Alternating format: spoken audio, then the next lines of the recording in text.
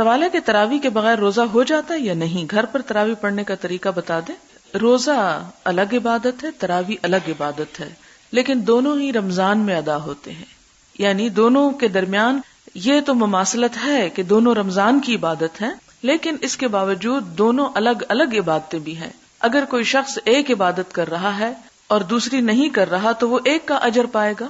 اگر مثال کے طور پہ کوئی شخص بیماری کی وجہ سے روزے نہیں رکھ پا رہا، بیماری ایسی ہے کہ جس میں بہت زیادہ پانی پینے کی ضرورت ہے، روزہ اس مجبوری سے نہیں رکھ رہا، تو ایسا شخص بھی رات کے قیام سے فائدہ اٹھا سکتا ہے. یعنی اس کو رات کو نفل پڑھ لینے چاہیے، تراویح پڑھ لینی چاہیے. اسی طرح اگر کوئی شخص نفل نہیں پڑھ سکتا لیکن روزہ رکھ رہا ہے، مثلا سفر کی حالت میں ہے، تو اس صورت میں وہ روزہ رکھ سکتا ہے. روزہ فرض عبادت ہے جبکہ تراویح نفل عبادت ہے. لیکن رمضان المبارک میں ایک نفل ادا کرنا بھی اتنا ثواب رکھتا ہے جیسے ایک فرض ادا کیا جا رہا ہو، اس لیے اس کا بھی اہتمام کرنا ضروری ہے. پھر اسی طرح یہ ہے کہ گھر پر تراویح 2 رکعت کر کے ہوگی. کوشش کریں کہ جتنی صورتیں آپ کو زبانی آتی ہیں وہ ساری کی ساری آپ پڑھ لیں. آپ یہ بھی کر سکتے ہیں کہ ہر 2 رکعت میں ساری صورتیں پڑھ لیں تاکہ آپ کا قیام لمبا ہو جائے. اور اگر آپ قرآن کھول کے پڑھنا چاہتی ہیں تو اس کے لیے یہ ہے کہ ساتھ ایک ٹیبل رکھ لیں جس پہ آپ سپارہ جو آسانی سے رکھ اور اٹھا سکیں. تو قیام میں آپ سپارہ اٹھا کے کھول کے پڑھ لیں اگر آپ کی قرات ٹھیک ہے. اور اگر آپ پڑھتے بھی غلط ہیں تو پھر آپ کیا کریں گے مسکین. تو اس صورت میں تو فائدہ کو خاص نہیں ہوگا. اس لیے کوشش کریں کہ آپ وہی صورتیں پڑھیں جو آپ کو اچھی طرح آتی ہوں، اور کوشش کریں کہ آپ اپنی زندگی کا کچھ وقت لگائیں کہ آپ اس بات کو اچھی طرح سیکھ سکیں. اس میں ایک بات یاد رکھیں کہ اگر آپ سپارہ کھول کر پڑھ ہی رہے ہیں تو آپ کی حرکت کثیر نہیں ہونی چاہیے، کیونکہ حرکت کثیر نماز میں خلل ڈالتی ہے. حرکت کثیر کا مطلب ہے یہ نہیں کہ آپ اس کو کھول کے کھڑے ہو جائیں، پھر ایک ورقہ آگے پلٹیں، پھر پیچھے پلٹیں، پھر آپ ادھر ادھر دیکھیں، پھر آپ بند کر کے رکھیں. یہ چیزیں جو ہیں یہ درست نہیں. نماز کا اپنا خشوع و خضوع اور نماز کا اپنا احترام جو ہے وہ باقی رہے گا. سوال ہے اگر قضا روزے رکھیں تو کیا تراویح بھی ادا کریں؟ نہیں، قضا روزوں کے ساتھ تراویح نہیں ہے.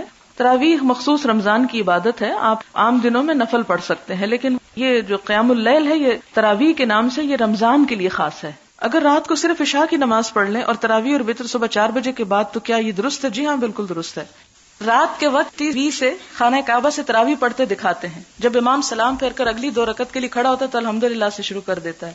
اس میں یہ ہے کہ عموماً آپ نے دیکھا ہوگا کہ اللہ اکبر کے بعد ایک اور بڑی سی اللہ اکبر ہوتی ہے، اور امام تو اپنی اللہ اکبر کہہ کے شروع کر دیتا ہے کام، اور الحمد سے پہلے وہ مختصر پڑھ لیتا ہے.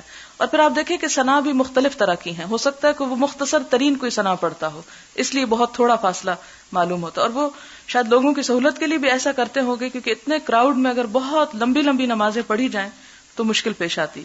واللہ عالم. سوال یہ ہے کہ کس طرح ثابت ہوتا ہے کہ غیر رمضان میں حضور صلی اللہ علیہ وسلم جو 8 رکعتیں پڑھا کرتے تھے رمضان میں تراویح میں تبدیل ہو گئی؟ یہ حضرت عائشہ کی حدیث آپ پڑھ چکے ہیں کہ جس میں آتا ہے کہ آپ رمضان اور رمضان کے علاوہ کبھی بھی 11 سے زیادہ نہیں پڑھا کرتے تھے. اس سے یہ پتہ چلتا ہے. پھر یہ کہتی ہیں کہ حضرت عمر نے جو 20 کا طریقہ اختیار کر لیا وہ کیوں؟ اس میں آپ دیکھیں کہ موطا امام مالک میں یہ روایت موجود ہے کہ حضرت عمر رضی اللہ تعالی عنہ نے ابی ابن کعب اور تمیم الداری کو 11 رکعتیں پڑھانے کا حکم دیا تھا. اور اب بھی جو حرم میں 20 رکعتیں ہوتی ہیں وہ 20 ایک سٹریچ میں نہیں ہوتی. 10 ایک امام پڑھاتا ہے اور 10 ایک پڑھاتا ہے. 10 ایک پڑھا کے چلا جاتا ہے اور وہ ایک ساتھ وتر کر کے اس کو 11 کر لیتا ہے اور 10 دوسرا. اب پیچھے اگر کوئی نفل کی نیت سے قرآن سننے کی نیت سے 20 پڑھ لیتا ہے، اور ایون 20 کے بعد آپ دیکھیں کہ رمضان کے دنوں میں وہ رات کو پھر دوبارہ شروع کرتے ہیں اور وہ ساری رات ہی اگر کوئی قیام کرتا ہے تو اس میں حرج نہیں ہے. آپ اس نقطے کو سمجھنے کی کوشش کریں کہ ایک ہے حضور صلی اللہ علیہ وسلم کا طرز عمل اور ایک ہے آپ کی طرف سے اجازت کہ جو جتنا بھی اس میں پڑھ لے. اور میں نے اس وقت جب تراویح کی بات کی تو یہ بات آپ سے کی تھی کہ 40 تک کی بھی تعداد ملتی ہے، تو یہ کہ نوافل پہ کوئی قید نہیں ہے. لیکن اگر کوئی یہ کہے کہ میں 40 اس لیے پڑھ رہا ہوں کہ نبی صلی اللہ علیہ وسلم نے 40 پڑھی تو یہ بات درست نہیں ہے. آپ صلی اللہ علیہ وسلم نے لوگوں سے کہا تھا کہ بلال کی اذان پر سحری کھانا نہ چھوڑیں کیونکہ یہ تہجد کی اذان تھی. فجر کی اذان ابن ام مکتوم دیں گے. اگر رسول اللہ صلی اللہ علیہ وسلم رمضان میں تہجد ادا نہ کرتے تھے، تراویح ہی کو صلاۃ اللیل سمجھتے تھے، تو پھر اذان تہجد کیوں دی جاتی تھی؟ یہ ہے کہ صرف آپ صلی اللہ علیہ وسلم کے لیے تو نہیں دی جاتی تھی نا، سب کے لیے دی جاتی تھی. تو وہ ایک طرح سے اعلان ہوتا تھا کہ اب تہجد کا جو وقت ہے وہ ہو چکا ہے، یا لوگ اپنی سحری کی تیاری کے لیے اٹھیں. جیسے وہ حدیث میں پڑھ چکے ہیں کہ آپ نے فرمایا کہ حجرے والیوں کو کون جگائے گا. تو صرف ان کے لیے نہیں بلکہ سب کے لیے تھی ایک طرح سے. جو تراویح رسول اللہ صلی اللہ علیہ وسلم نے 3 دن ادا کی وہ کن اوقات میں کی تھی؟ اگر ہم ہمت رکھتے ہیں تو کیا تراویح دیر سے ادا کرنا بہتر ہے؟ سنن ابو داؤد کی ایک روایت ہے جس میں پتہ چلتا ہے کہ ان 3 دنوں میں آپ نے پہلے دن رات کے پہلے حصے میں پڑھائی، دوسرے دن آدھی رات اور تیسرے دن تیسرے حصے میں. یہاں تک کہ صحابہ کرام کہتے ہیں کہ ہمیں یہ ڈر لگا آخری دن کہ ہماری سحری کا وقت گزر جائے گا، یعنی اتنا اینڈ تک گئے. آپ یوں سمجھے کہ جیسے ہمارے ہاں آج کل اگر 5:40 پہ سحری بند ہو رہی ہے تو آپ نے جیسے 5:15 تک مثال کے طور پر، تو یہ بہت تاخیر کر دیا آپ نے. اور دراصل تینوں وقت میں پڑھا کر آپ نے یہ ثابت کر دیا کہ صلاۃ اللیل یا تراویح کا وقت پوری رات ہے، جس وقت بھی کسی کو سوٹ کرے. لیکن اکثریت جو ہے وہ سونے کے بعد اٹھ نہیں سکتی، اس لیے روٹین میں عام طور پر یہ ہے کہ وہ پہلی رات کو ہی ادا کر لیتے ہیں. اور حضرت عمر رضی اللہ تعالیٰ عنہ کی مثال آپ نے پڑھی تو انہوں نے کیا فرمایا تھا کہ وہ لوگ جو اس وقت سو رہے ہیں وہ ان سے افضل ہیں جو پڑھ رہے ہیں، کہ وہ صبح اٹھ کے پڑھ لیں گے. تو اس میں اگر آپ صبح سمجھیں کہ آپ اکیلے پڑھیں گے اور آپ کو قرآن زیادہ نہیں آتا تو اس صورت میں اگر کوئی حافظ موجود ہے اور آپ زیادہ سن سکتے ہیں تو قرآن پاک کو کھڑے ہو کر رات کے وقت سننا جو ہے یہ بھی ایک بہت مسنون عبادت ہے، جس میں آتا ہے نا من قام رمضان، تو قیام اسی صورت میں ہوتا ہے کہ جب قرآن. اور پھر ایک حدیث میں آتا ہے کہ روزہ اور قرآن دونوں انسان کے حق میں سفارش کریں گے، اور اس حدیث میں یہ بھی آتا ہے کہ قرآن یہ کہے گا کہ یا رب میں نے اسے رات سونے سے روکے رکھا. تو وہ سونے سے روکے رکھے میں یہ ہے کہ انسان جیسے یعنی تراویح میں زیادہ قرآن پاک پڑھے یا سنے. اگلا سوال ہے اگر ہم رات کو تراویح میں قرآن سے دیکھ کر قرات کرنا چاہیں تو وہ زور سے کرنی پڑے گی جبکہ ہم جماعت کے ساتھ نماز بھی ادا نہیں کر رہے. کیا نفل نماز میں زور سے قرات کرنے کی اجازت ہے؟ اگر آپ تنہا نماز پڑھیں تو براہ کرم آپ خاموشی سے کریں. اس کی وجہ یہ ہے کہ جب انسان اکیلا نماز پڑھتا تو خواہ وہ سپارے سے کیوں نہ پڑھ رہا ہو یا زبانی اس کو آتا ہو وہ پڑھ رہا ہو، تو ایسی صورت میں اس کو کیا کرنا چاہیے؟ آہستہ آہستہ پڑھنا چاہیے. کیوں؟ اس لیے کہ آپ زور سے پڑھ کے سارے گھر کو گناہ گار کر رہے ہیں. اگر وہ بھی آپ کے ساتھ نماز پڑھ رہے ہیں پھر تو آپ ان کو بھی سنائیں، یا آپ اگر ذرا سا اونچا پڑھنا چاہتے تو الگ کمرے میں چلے جائیں.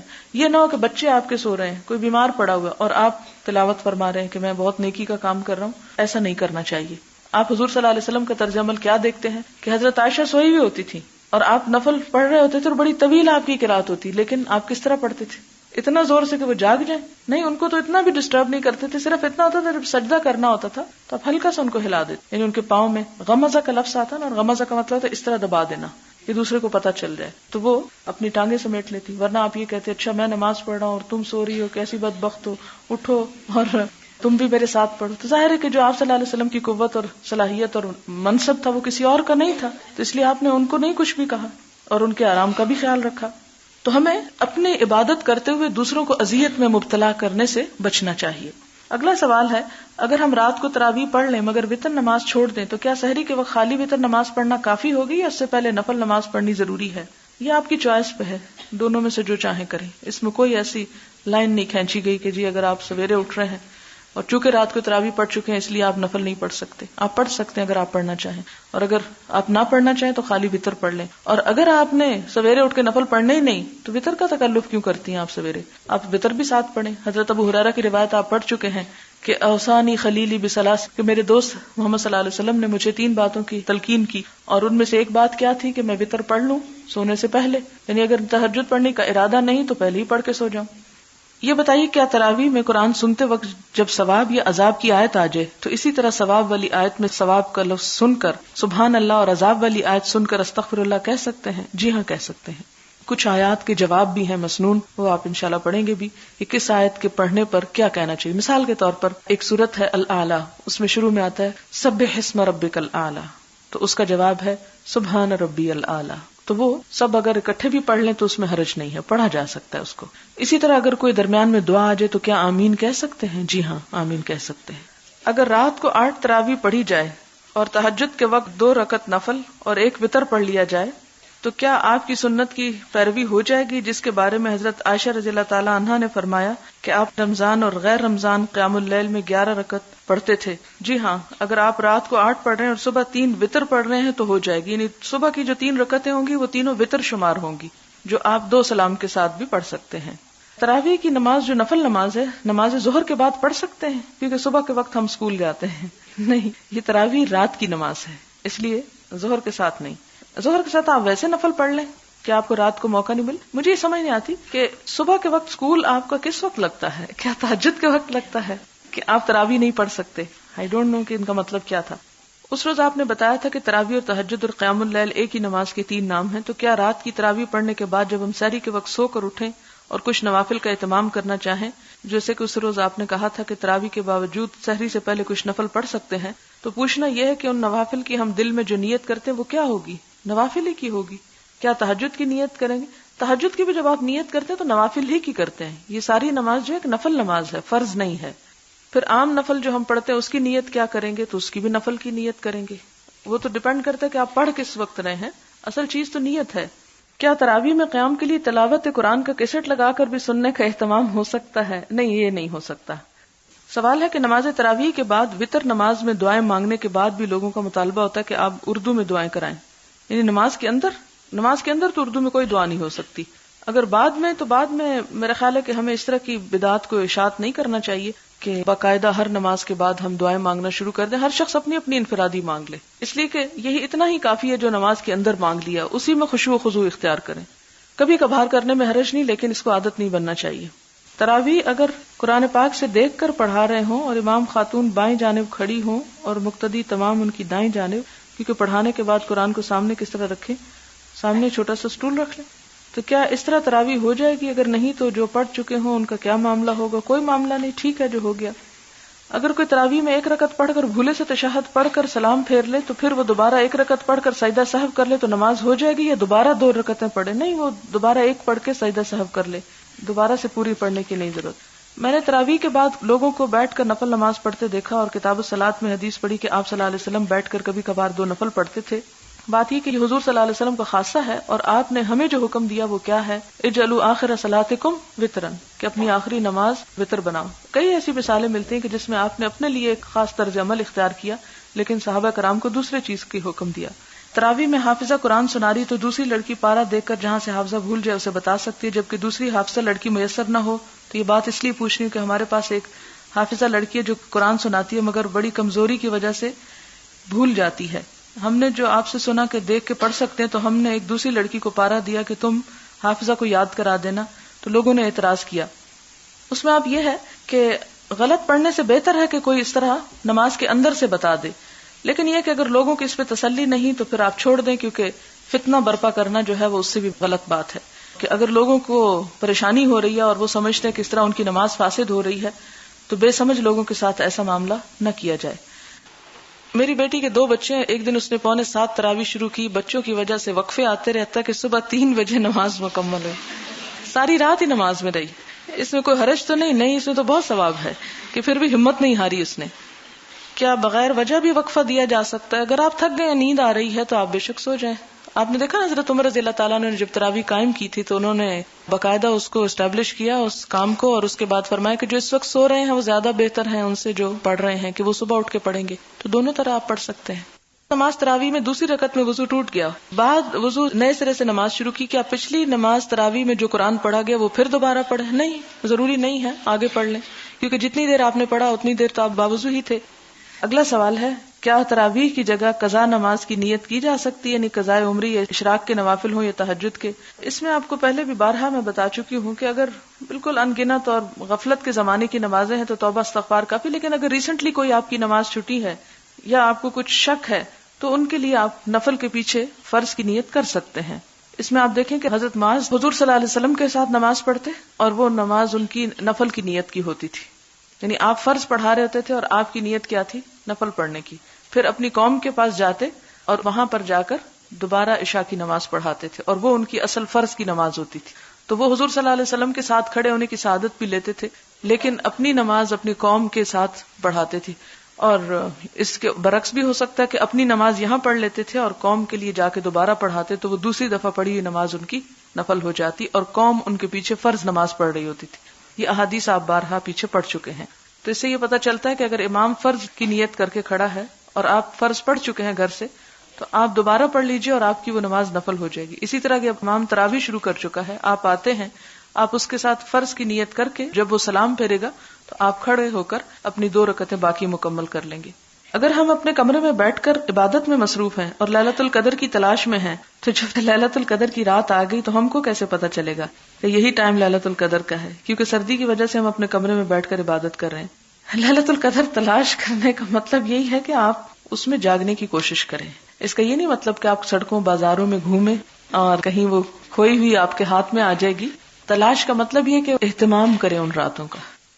آخری عشرے میں جن خواتین کو پیریڈز آتے ہوں وہ کس طرح عبادت کریں.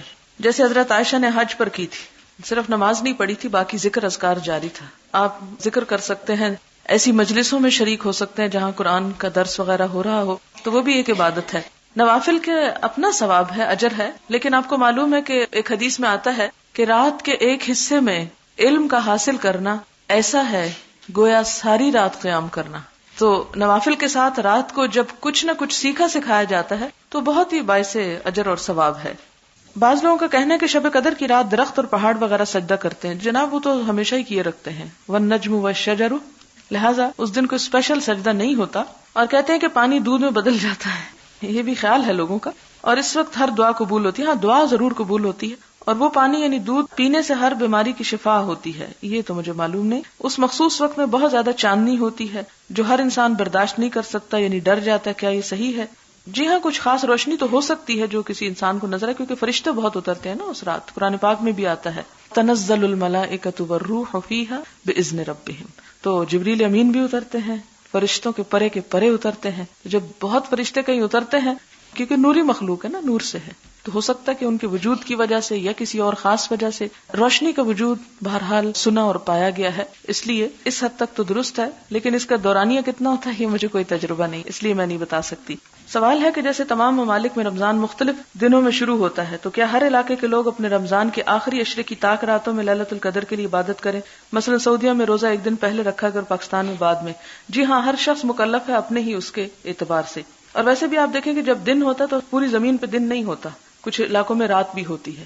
اس کی مثال ایسے ہی ہے کہ جیسے سورج نکلتا ہے تو ایک مخصوص حصے پہ روشنی آتی ہے, ٹھیک ہے, جب ایک مخصوص حصے پہ روشنی آتی تو وہ اس کا دن کہلاتی ہے. اسی طرح اس چاند کے اعتبار سے جس طرح ہمیں پابند کیا گیا, تو ہو سکتا ہے کہ چاند جب ایک خاص اینگل پہ یا وہ دن آتا ہو تو ایک مخصوص حصے پہ وہ ان کی لیلۃ القدر وہاں پر شمار ہو رہی ہو. یہ اللہ ہی بہتر جانتا ہے. ہمیں جس چیز کے لیے کہا گیا وہ یہ, جو اصول اور ضابطے بتا دیے گئے اس کو سامنے رکھ کر یکسوئی کے ساتھ عبادت کریں, کیونکہ اگر ہم ان چیزوں میں پڑ گئے تو کسی ایک دن بھی ہم یکسوئی اختیار نہیں کر سکیں گے. اور پھر آپ دیکھیں کہ آخری 10 دنوں میں اسے ڈھونڈنے کی بات ہے, اس کے لیے پھر وہ بات بھی درست نہیں کہ صرف 27ویں کی رات کو عبادت کر کے انسان سمجھے کہ میں نے فرض ادا کر دیا. اس میں آپ دیکھیں کہ ایک روایت میں 21ویں کی بات آتی ہے جس میں آپ صلی اللہ علیہ وسلم نے وہ خواب دیکھا تھا, اور وہ بارش اور مٹی اور کیچڑ کی بات.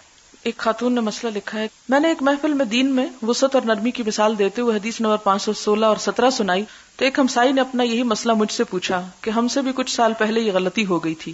میں نے میاں سے کہا بھی کہ روزہ خراب ہو جائے گا, دوسری طرف مجھے یہ ڈر تھا کہ میاں کا حکم ہے جس پر انکار سے اللہ ناراض ہو جائے گا. یہ بہت بڑی غلط فہمی ہے کہ ہمیں یہ فرق نہیں پتا چلتا کہ میاں کے حکم کی لمٹ کہاں ہے اور اللہ تعالیٰ کے حکم کی اہمیت کتنی ہے. ایک اصول یاد رکھیں کہ کسی مخلوق کی اطاعت نہیں کی جائے گی خالق کی نافرمانی میں. جہاں اللہ تعالیٰ ناراض ہو رہے ہیں, اس کے حکم کی خلاف ورزی ہو رہی ہے, وہاں کسی مخلوق کو راضی نہیں کیا جائے گا.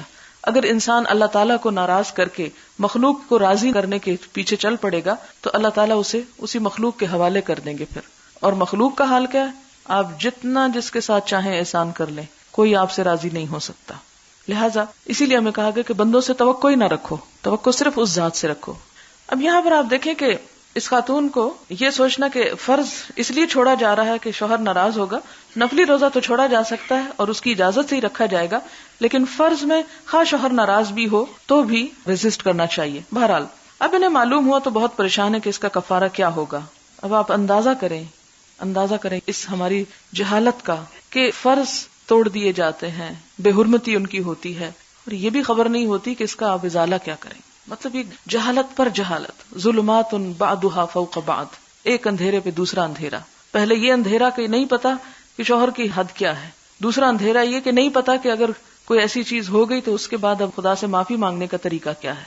تو اللہ تعالیٰ نے یہ دین مذاق کے طور پہ نہیں بھیجا, یہ تفریح کے طور پہ نہیں بھیجا کہ اگر کسی کا دل چاہے خوشی منائے تو اس کو پڑھ لے اور عمل کر لے, اور جس کا نہیں دل چاہتا وہ اس کو پیٹھ پیچھے پھینک کے آرام کی نیند سوئے. نہیں, میری اور آپ کی ذمہ داری بنتی ہے کہ جو امانت ہمارے اوپر آئی ہے اس کو ہم دوسروں تک پہنچائیں. تو اللہ جزائے خیر دے اس بہن کو کہ جس نے بتا دی یہ بات, کیونکہ عموماً یہ ہوتا ہے کہ ہمارے ہاں اس طرح کے مسائل شرم کے مارے اور حیا کے پردوں میں لپیٹ کے بیان ہی نہیں ہوتے. لہٰذا حرام کے ساتھ زندگی بسر ہو رہی ہے, حلال کے ساتھ صرف دنیا کے ڈر اور خوف سے ہم اس کی پرواہ نہیں کرتے اور اپنے آپ کو بھی ایک مسلسل ایک جہنم میں ڈالے رکھتے ہیں، کیونکہ جب ضمیر کی ملامت ہوتی رہتی ہے تو وہ ایک عجیب کرب اور تکلیف ہوتی ہے. تو ان مسائل کو جو خصوصاً خواتین سے متعلق ہے اور حرام اور حلال سے تعلق رکھتے ہیں، آپ کا فرض بنتا ہے کہ آپ بہت مہذب باحیا طریقے سے ان باتوں کو دوسروں تک کنوے کر دیں. بہرحال اب یہ کہتی ہیں کہ انہیں معلوم ہو تو بہت پریشان ہے کہ اس کا کفارہ کیا ہوگا، کیونکہ وہ کہتی ہیں کہ میاں روزے تو رکھ نہیں سکتے اور صدقے کے لیے بھی ان کے حالات یہ ہیں کہ قرض پر گزارا کر رہے ہیں. ان کا خیال ہے کہ شاید اسی گناہ کی وجہ سے حالات یہاں تک پہنچ گئے ہیں. اب ان کا کفارہ کیا ہے؟ کیا دونوں میاں بیوی کفارہ دیں گے؟ اس میں یہ کہ بیسیکلی تو میاں پر ہی کفارہ آتا ہے کیونکہ انیشیٹو اس کی طرف سے تھا. اب اگر میاں نہیں کفارہ دے سکتا تو کوئی اور ان کی مدد کرے، جس طرح آپ صلی اللہ علیہ وسلم نے اس شخص کی مدد کی تھی کہ جس سے ایسا گناہ ہو گیا تھا، جس نے کہا تھا میں جل گیا، میں جہنم میں جا پڑا، مجھ سے یہ گناہ ہو گیا. اور ساتھ ہی یہ تھا کہ روزے بھی نہیں پھر رکھ سکتا تھا اور کفارہ دینے کے لیے بھی کچھ نہیں تھا. تو آپ نے یہ نہیں کہا اچھا جاؤ تم پہ کفارہ معاف ہو گیا. اگر یہ کر دیا جائے تو پھر تو ایسے جرائم کا راستہ کھل جائے کہ جی ہمارے پاس تو ہے کچھ نہیں، اس لیے ہمیں تو کفارہ نہیں دینا، اس لیے چلو جب چاہو غلطی کر لو، اللہ غفور الرحیم. نہیں، آپ نے کیا کیا؟ دوسروں کے ذریعے اس سے کفارہ دلوایا، کیونکہ اسے احساس پیدا ہو کہ یہ کام نہیں کرنا تھا. پھر آپ دیکھیں کہ اس کی کنڈیشن چونکہ بہت ہی خراب تھی، اس لیے آخر کار آپ نے اس کو یہ اجازت دی کہ وہ اس کو بھی استعمال کر سکتا ہے. تو ایسی صورت میں بعض اوقات آپ دیکھیں کہ کوئی ایک غریب شخص ہوتا ہے جو روزہ نہیں رکھ سکتا اور ایسی بیماری میں مبتلا ہوتا ہے کہ بعد میں بھی نہیں رکھ سکے گا. اب اس صورت میں پیسہ بھی کوئی نہیں کہ کفارہ دے سکے، فدیہ دے سکے. کیا ہونا چاہیے کہ اس کی جو مدد کی جائے گی، خواہ وہ زکوٰۃ و خیرات کے مال سے کی جائے گی، اسی کو وہ آگے نکالے گا، لیکن اس کو دینا ہوگا. اور اگر واقعی کوئی کسی کو پوچھتا ہی نہیں اور حالت اتنی ہی بری ہے، پھر اللہ تعالیٰ غفور الرحیم ہے، پھر اللہ کے ساتھ اس کا معاملہ ہے. آپ دیکھیں کہ یہ اللہ کی طرف سے ایک قرض ہوتا ہے بندے پر، اور اللہ تعالیٰ زیادہ حقدار ہے کہ اس کا قرض ادا کیا جائے. یعنی اس کی عبادات میں اگر کوئی کمی بیشی ہو گئی ہے تو اس کا کفارہ دیا جائے. اور پھر اس میں دوسرے مسلمانوں کا فرض بنتا ہے کہ وہ ایسے مسلمانوں کی مدد کریں. ظاہر ہے کہ غریب کے اگر دوائی کے پیسے دیے جا رہے ہیں تو غریب کو اس کا فدیہ دینے کے پیسے بھی دے دیے جائیں، تاکہ وہ بجائے اس کے کہ کوئی شخص ڈائریکٹ کسی کو صدقہ کرے، وہ اس کے ذریعے سے آگے کروا دے. سوال ہے پہلے عشرے کی دعا بتا دیجئے. یہ بھی میں ایک بات آپ سے کرنا چاہوں کہ یہ مسنون دعائیں نہیں ہیں اور ان کی پابندی لازم نہیں ہے. اس سے مراد کیا ہے؟ اس سے مراد یہ ہے کہ پہلا عشرہ رحمت، دوسرا مغفرت اور تیسرا عذاب جہنم سے رہائی ہے، تو ان کی مناسبت سے آپ مناسب دعائیں کر سکتے ہیں، لیکن کوئی ایک خاص دعا نہیں ہمیں بتائے گی کہ جس کو اپنے اوپر لازم کرنا ہے. پھر آپ کہیں گے اچھا پھر کیا بتایا گیا؟ تو بات یہ ہے کہ اگر آپ ایک ایسی چیز کو اپنے لیے لازم کر لیتے ہیں جو لازم نہیں ہے، جو آپ صلی اللہ علیہ وسلم نے نہیں کی، آپ کیا کر رہے ہیں؟ آپ اپنے لیے دین کو مشکل بناتے چلے جا رہے ہیں. آپ صلی اللہ علیہ وسلم کی آمد کے مقاصد کیا تھے کہ وَيَدَعُ عَنْهُمْ إِسْرَهُمْ وَالْأَغْلَالَ الَّتِي كَانَتْ عَلَيْهَا، کہ آپ صلی اللہ علیہ وسلم کس لیے آئے ہیں کہ لوگوں کے بوجھ ہٹا دیں اور وہ بیڑیاں جو ان لوگوں نے اپنے اوپر جکڑ رکھی ہیں ان کو توڑ ڈالیں، ان کو ہٹا دیں. تو ہم اس طرح کی چھوٹی چھوٹی چیزوں کو لازم کرتے کرتے پھر اپنے لیے وہ چیزیں اکٹھی کر لیں گے کہ جن کا بوجھ پھر ہم نہیں اٹھا سکیں گے. لہٰذا سہولت کے ساتھ آپ اگر پڑھ سکیں تو یا حیّ یا قیوم برحمتک استغیث، اور جو نہ بھی پڑھے تو رحمت تو اس کی برس ہی رہی، سب پہ برسے گی.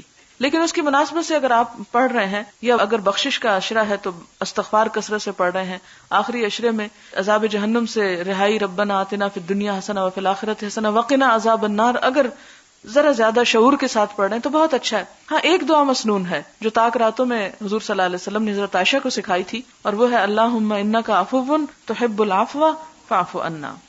شوال کے روزے کب رکھے جائیں؟ شوال کے مہینے میں. کیا پہلے ہفتے میں رکھیں یا بعد میں بھی رکھ سکتے؟ پورا مہینہ رکھ سکتے ہیں، لیکن شروع میں ہی رکھ لیں تو عافیت ہے. بعد میں ٹال دیا تو گئے، پھر بھول جاتا ہے انسان، نیت بھی بدل جاتی ہے. لیکن ہماری عید تو ایک ہفتہ چلتی ہے نا.